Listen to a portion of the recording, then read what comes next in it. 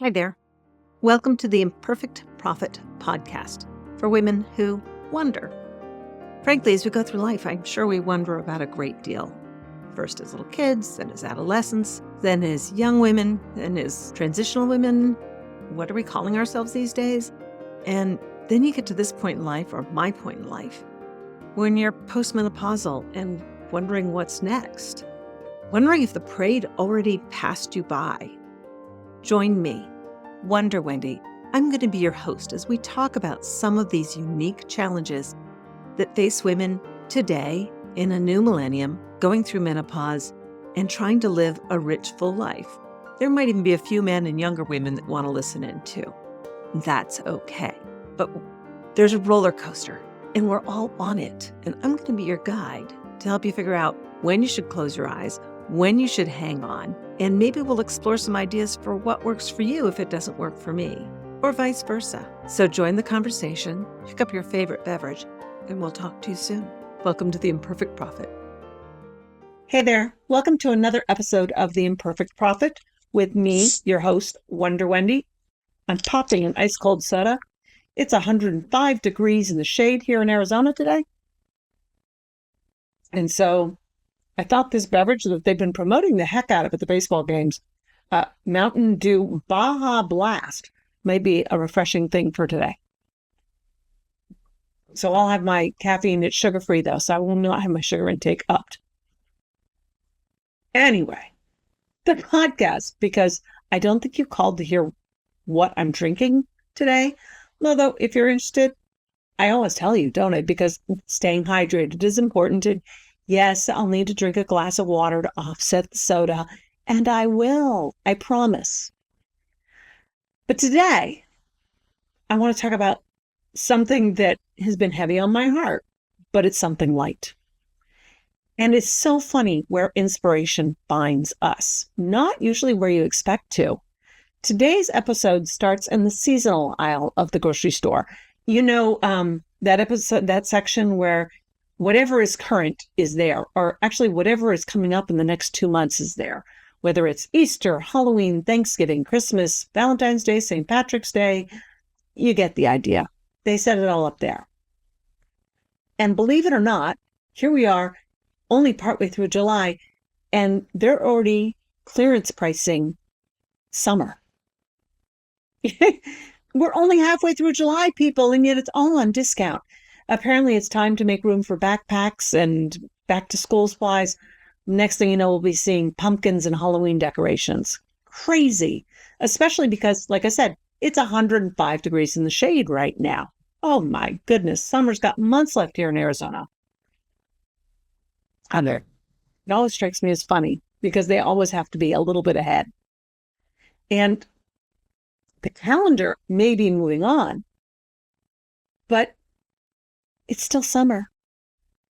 And as I wandered down that brightly colored aisle, I find myself surrounded by everything that makes summer feel like, well, summer. Picnic supplies, water guns, sidewalk chalk, brightly colored pool toys, and pool machines. Not the little plastic wands that I remember from childhood. There's an entire section of battery-powered machines that promise to continuously fill the air with hundreds of floating bubbles. I don't remember these from when my children were little. Is this something new? I know we didn't have them. I didn't have them. And my imagination immediately went to my grandchildren. They would absolutely love this. I picked one up, and then that reality thing joined the conversation. Those kids live 2,000 miles away. Shipping a $7 bubble machine across the country would probably cost more than the bubble machine itself. I started to put it back, and then I hesitated and thought, why couldn't it be for me? The question wasn't whether I wanted the bubble machine. I knew I wanted it. The question was whether I was allowed to want it. Isn't that an interesting thought? Somewhere along the way, us adults are tempted to ask, well, stop asking. What delights us? And suddenly the question becomes, am I too old, too busy, too responsible? Ugh, am I too dignified to enjoy it? I stood there holding that bubble machine longer than any rational adult should. I might have actually reached for the shelf and pulled it back and reached for the shelf and pulled it back. After all, it was only $7. And then all of a sudden, I had a memory of what it felt like to run through a cloud of bubbles as a child. You know, back when somebody had to do it by hand. Hundreds of tiny shimmering orbs floating on the breeze. And the way they catch the sunlight, just for a tiny moment, you can almost see a little rainbow of color in the skin of that bubble. And then there's that delight of reaching out and catching one perfect bubble on the palm of your hand, holding your breath, knowing it's only going to last a second before it disappears. It's an ordinary moment made extraordinary, beautifully because it's so fleeting. The word is ephemeral. And I first learned that word reading The Little Prince, or for those of you who have studied French, Le Petit Prince. And ephemeral means something that only lasts for a brief moment. Maybe that's exactly why bubbles have always fascinated me. Their beauty isn't just because they're beautiful, it's because they briefly exist. There are so many things like that that should really move us. Sunsets, fireworks, cherry blossoms, childhood, summer itself. It's transitory almost everywhere. All of them become precious because they don't last. And standing there in the grocery store, I realized something. This didn't have to remain a childhood memory. It could be a Tuesday afternoon. I could fill my own backyard with bubbles. I could stop what I was doing for 10 minutes and simply watch them drift through the air, or maybe chase them for a little bit. Then another thought stopped me. When was the last time I did an activity so completely unnecessary? Simply because it delighted me. Productivity isn't the goal. Doing this would not shorten my to-do list in any way, shape, or form. It was just selfish enjoyment, and that's okay. Who decided bubbles belonged to children? Who decided delight had an expiration date? Well, I put the bubble machine in my cart, and I grabbed an extra bottle of bubble solution. Ooh, then I caught myself thinking, wait, isn't there a recipe for making this with dish soap? In a very short time, I went from should I buy the bubble machine to maybe I should become someone who knows how to make homemade bubble solution. That escalated really quickly. I'd already started planning for a future with a lot more bubbles in it. Now, over the last few weeks, we've talked about taking the trip. We've talked about working through the pain. We've talked about becoming better versions of ourselves. And those are important conversations. They are the work of becoming. They are the work of living into the wonderful bucket list life. Hey, but now it's July, the lazy, hazy, crazy days of summer. And not every lesson comes through struggle. Not every step toward becoming requires hard work. Sometimes it looks like buying the bubble machine. There's something about summer that invites us to live just a little bit differently. The days stretch out a little longer. Schedules become a little less rigid. School's out. Vacations are beginning. And the pace of life shifts, if only just a little bit. And so many people are heading to lakes, beaches, mountains. They're seeking a change of scenery and weather. It's somewhat programmed. And the number of conversations I have where somebody says, so what are your plans for the summer? Nobody asks, what are my plans for the winter? What are my plans for the fall? What are my plans for the spring? But they do say, what are your plans for the summer? The seasonal aisle was overflowing with toys, all marked down, because that's what summer has always understood. Summer isn't just another season, it's an invitation to play. Have you started to believe that play is just for children? After all, adults have responsibilities. We have schedules. We have to-do lists. Aren't adults supposed to be productive? We're evaluated on that. We're graded on that. So important that we have that list of what we've done, accomplishments. Yes. We certainly don't buy bubble machines for ourselves. But I do. Because nobody made that rule. There is no rule. Growing up is inevitable. Growing serious, well, that's optional. Unfortunately, that notion that growing up means becoming serious is all too common. It's time to put play back on the to-do list. Laugh, cry, chase the bubbles. Toss the water balloon. Dance in the kitchen. Do the thing. Play isn't the opposite of responsibility, and don't let yourself fall into that trap, because sometimes it's exactly what our responsible lives are missing. And this isn't just my opinion. Years ago, my mother-in-law taught theater, and she told me about programs that brought theater games into corporate boardrooms. Now, at first glance, this sounded a little bit ridiculous. Executives pretending, playing games, laughing, doing improvisation exercises. Surely they had more important things to do.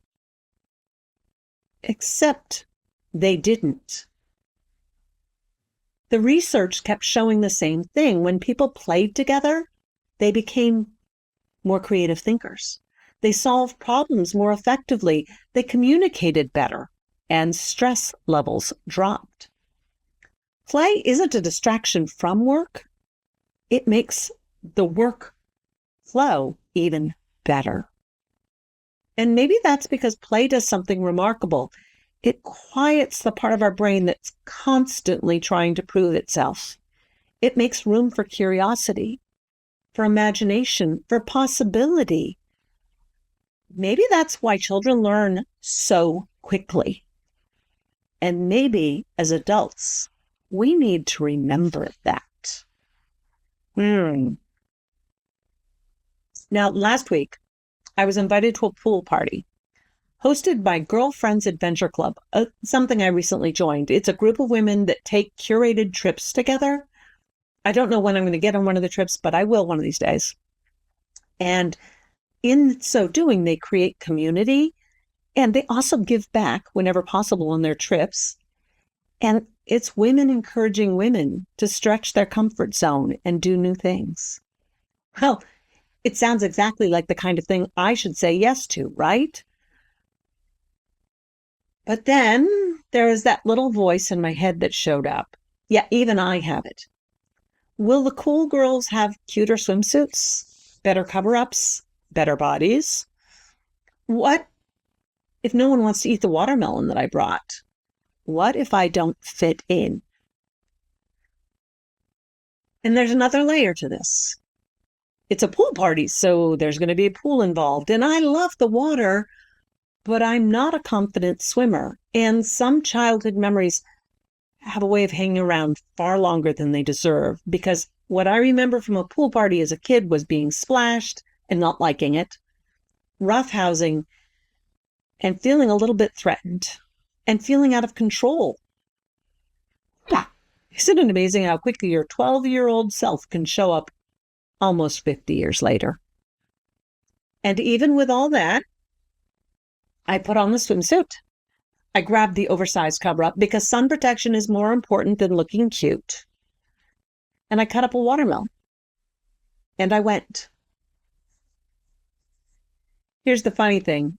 Everything I worried about never happened. Yes, there were adorable swimsuits. And yes, there were women with amazing bodies. That some of them who were actually older than me, and I don't know how they do that. But anyway, nobody cared. And here's something else that I realized. The only person comparing was me. Everyone was simply happy to be there. What a relief. Oh, we were having fun. We picnicked. We had beverages. And then the host, the woman who curates the trips, announced a competition. Seriously? Okay, back to the 12-year-old. Panic. I never played sports. Competition has never been in my comfort zone. And the first event was a water balloon toss. Okay, I can do this. What's the worst that happens? I get wet. So we're standing around a pool. We've already gotten wet. What's the big deal? I'm wearing a bathing suit. It's not like I'm wearing my best clothes that can't get wet. Keep it in perspective, girl. We were randomly paired, 2 lines. My partner and I, everyone in unison. Throw, catch, step back and increase the gap. Throw, catch, step back and increase the gap.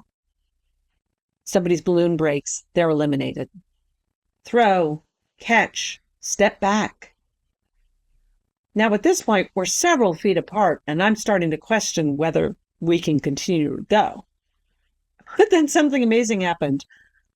Everyone else had dropped out, and my partner and I had won. We advanced to the championship round. Wait a minute. What? Now the 2 of us, the winners, had to fight each other. My toss partner and I each climbed inside giant inflatable bumper suits. Think Michelin Man meets human pinball. Our heads and hands were sticking out and our legs were sticking out, but there was this giant bubble around our body.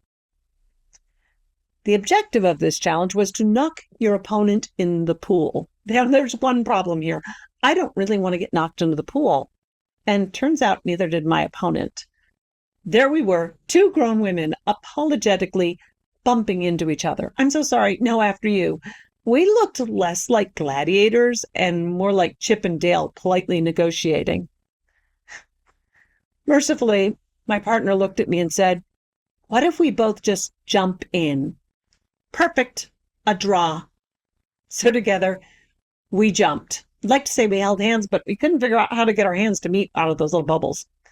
As we jumped in, my heart was pounding. I was afraid of my head going underwater. Can I hold my nose? What am I doing? And then, as I hit the water, I discovered the inflatable suit wouldn't let my head go underwater. And suddenly, all I could do was laugh. Do you realize that the things we fear lose their power the moment we stop standing on the sidelines? Courage doesn't always look like climbing a mountain. It can look like putting on a swimsuit in public, just showing up, playing the game, or jumping into the pool when you don't necessarily have it all figured out. That's a great summer lesson, isn't it? We don't play because life is easy. We play because life is hard. Play reminds us that joy can exist at the same time. How did we forget that we could play no matter what is going on or how many years have passed? Oh, thank goodness for play, because it reminds us we're alive. I wonder if we've confused adulthood with seriousness. Let me try that again. I wonder if we've confused adulthood with seriousness. Somewhere along the way, we stopped asking, what could bring me joy? And started asking, what should I be doing instead? Responsible people work hard. Responsible people pay their bills. You need to pay your bills. But responsible people keep their commitments. And all of that matters. But somewhere along the way, we also decided that responsible people don't play. And I've never seen that rule written anywhere, but I've certainly understood it's implied. Even though the people I admire most laugh easily, and they play wholeheartedly. They stop to watch sunsets, dance in the kitchen, and buy the bubble machine. They haven't become less mature or unintelligent. They've become more free. Now, I originally picked up that bubble machine because I imagined my grandchildren enjoying it. But let's turn that around. What if one of the greatest gifts I can give them is seeing their grandmother still willing to play?